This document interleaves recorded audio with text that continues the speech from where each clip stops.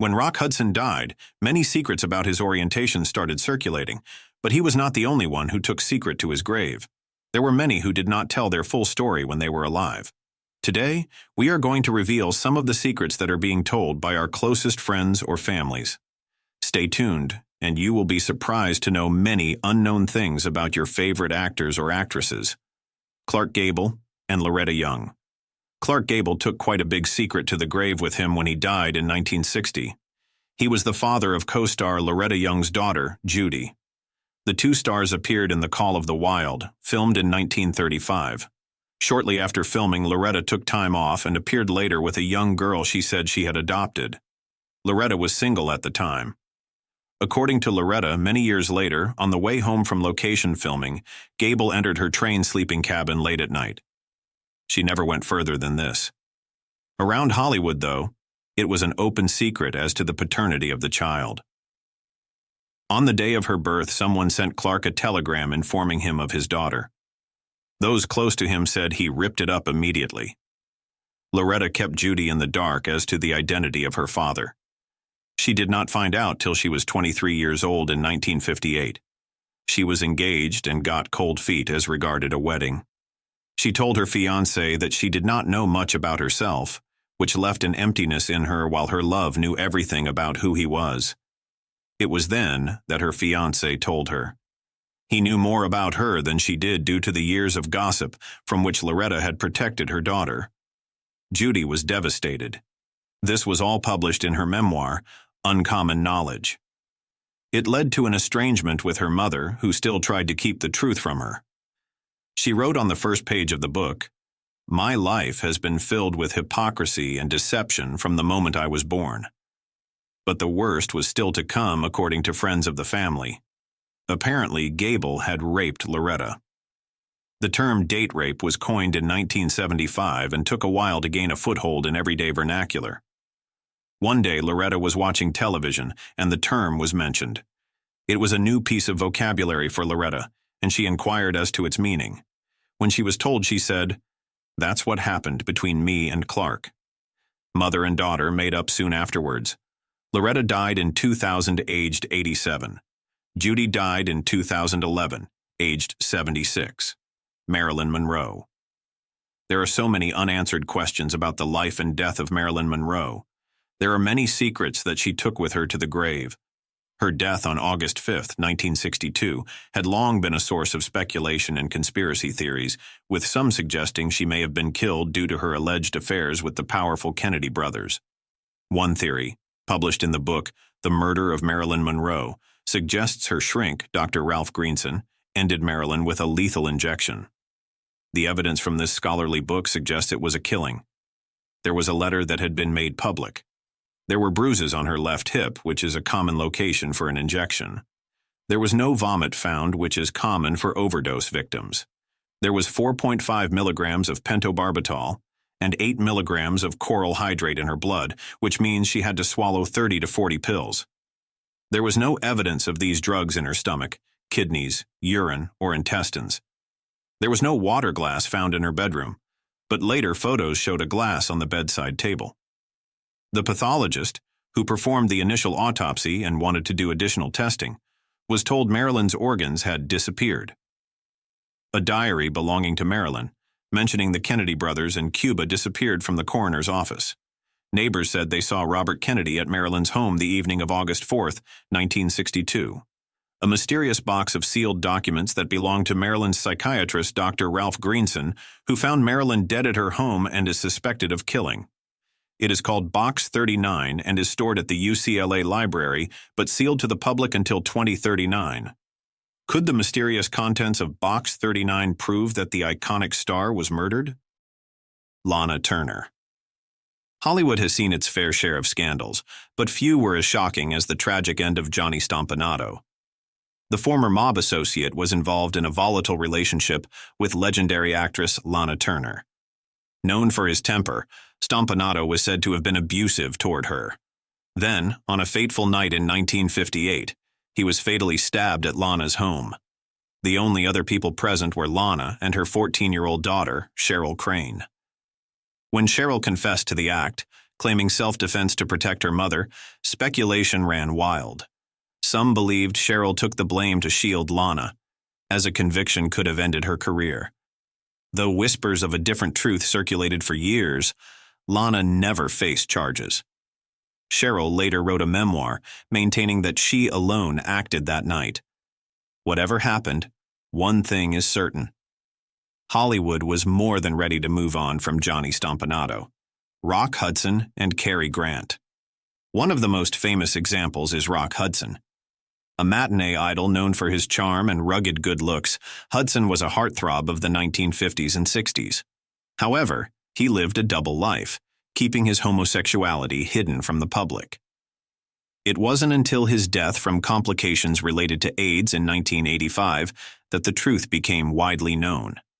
His passing marked a turning point in public awareness of the AIDS crisis, but during his lifetime, his secret was carefully guarded to protect his career. Another name frequently discussed in this context is Cary Grant. Though never publicly outed, rumors about his sexuality have persisted for decades. Grant lived with fellow actor Randolph Scott for years, leading to speculation that they were more than just close friends. Some biographers claim he was bisexual, while others argue that the rumors were exaggerated. Unlike Hudson, Grant never had to confront these allegations during his career, as Hollywood's leading men were expected to project a specific image. Both Hudson and Grant navigated an industry that demanded secrecy, and whether by choice or necessity, they took their personal truths to the grave. Their stories highlight the sacrifices many actors had to make to maintain their public image in a time when being true to oneself could mean the end of a career. James Dean. James Dean was more than just a Hollywood heartthrob. He was a cultural icon whose rebellious spirit captivated a generation. Best known for Rebel Without a Cause, East of Eden, and Giant, Dean embodied youthful angst both on and off the screen. However, behind the cool, brooding persona was a man struggling with deep personal conflicts.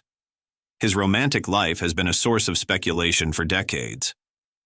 While he was linked to several women, including actress Pier Angeli, rumors persisted that he had relationships with men as well.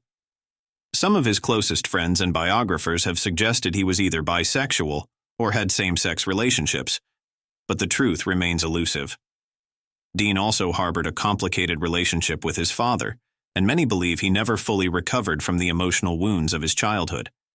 His reckless behavior, love of fast cars, and thrill-seeking attitude were often attributed to inner turmoil. Tragically, his life was cut short in 1955 when his Porsche Spyder collided with another vehicle, killing him at just 24. To this day, questions linger about the real James Dean. Did he live in fear of Hollywood's strict moral expectations? Were the rumors about his personal life true, or were they exaggerated over time? Dean took those answers to his grave, leaving behind a legacy of mystery that only adds to his enduring appeal. Judy Garland. Judy Garland's life was a fairy tale turned tragedy. The Wizard of Oz star dazzled audiences with her golden voice and expressive performances, but her off-screen reality was much darker.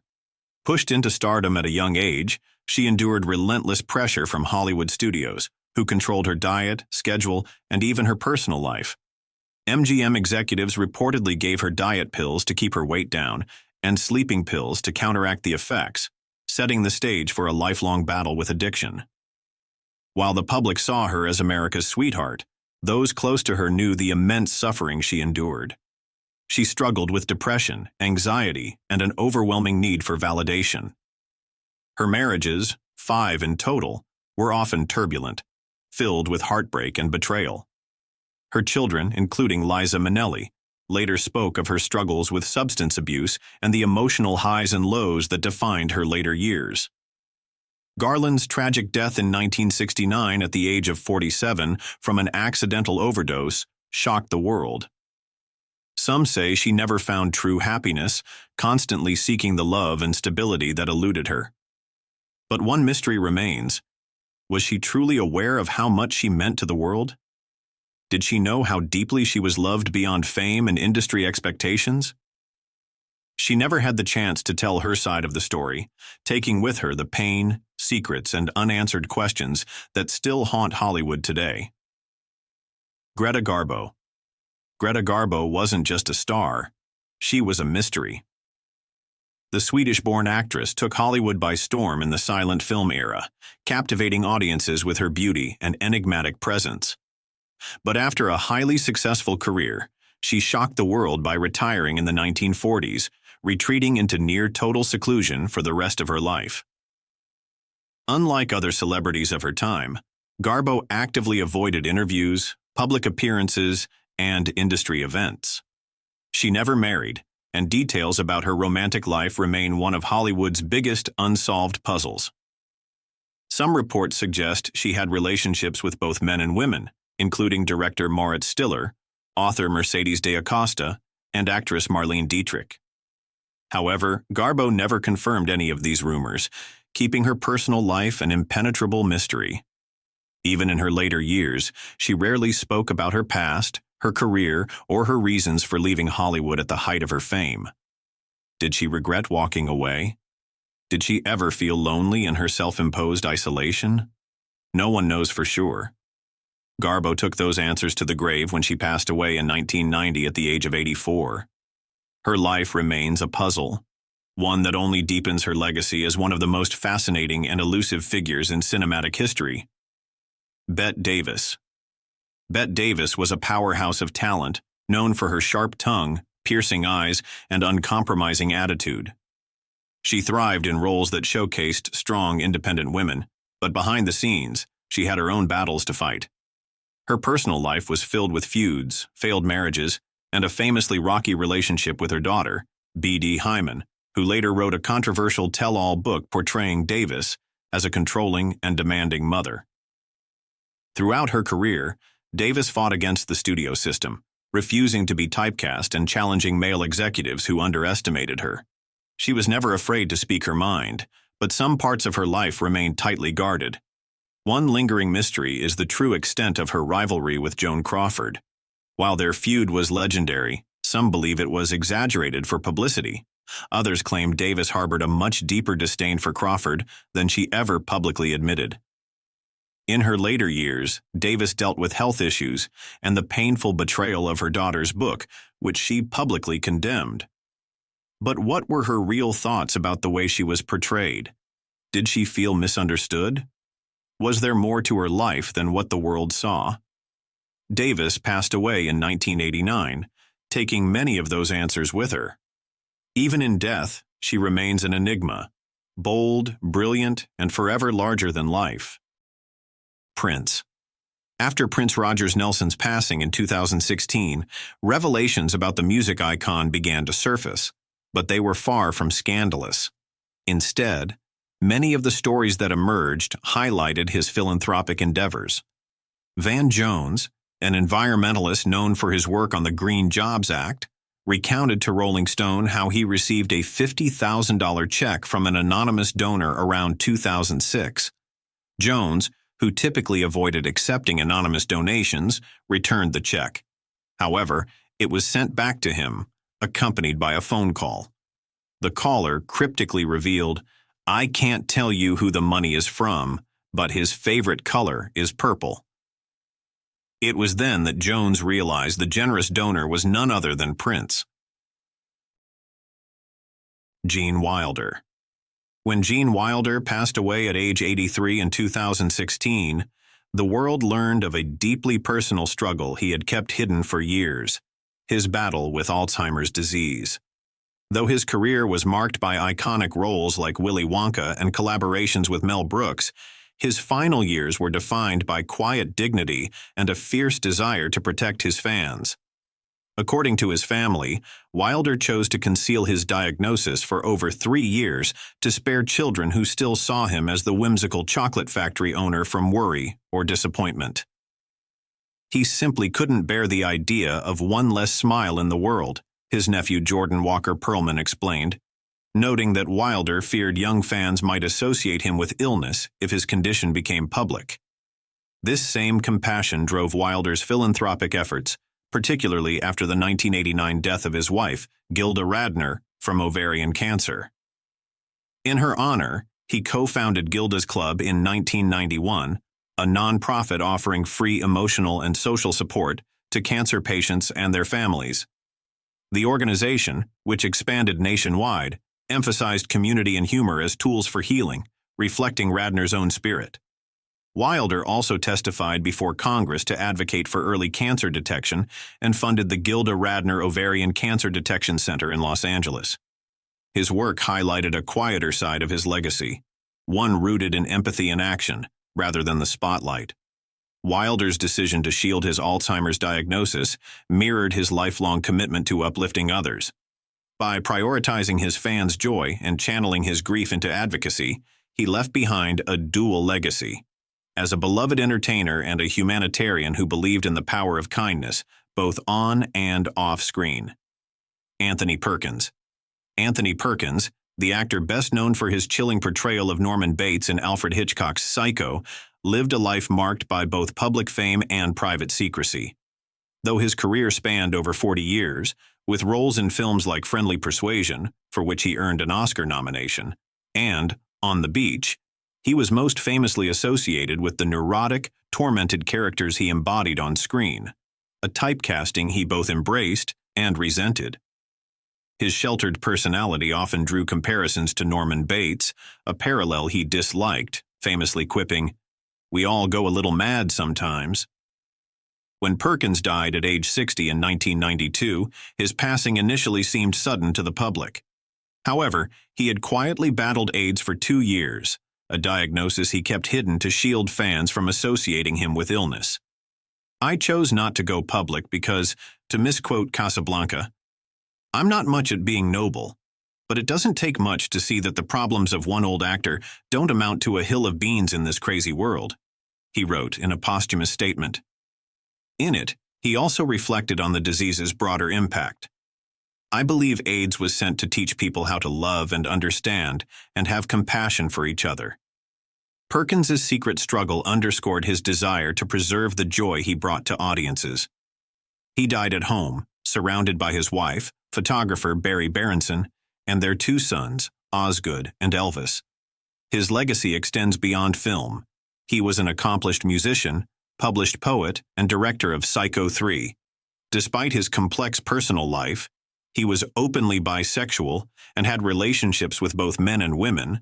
Perkins remained a private figure, valuing artistry over public scrutiny.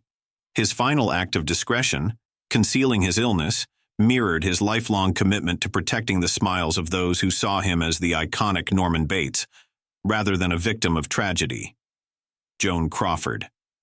Joan Crawford's glamorous on-screen persona contrasted sharply with the rumors and controversies that surrounded her private life.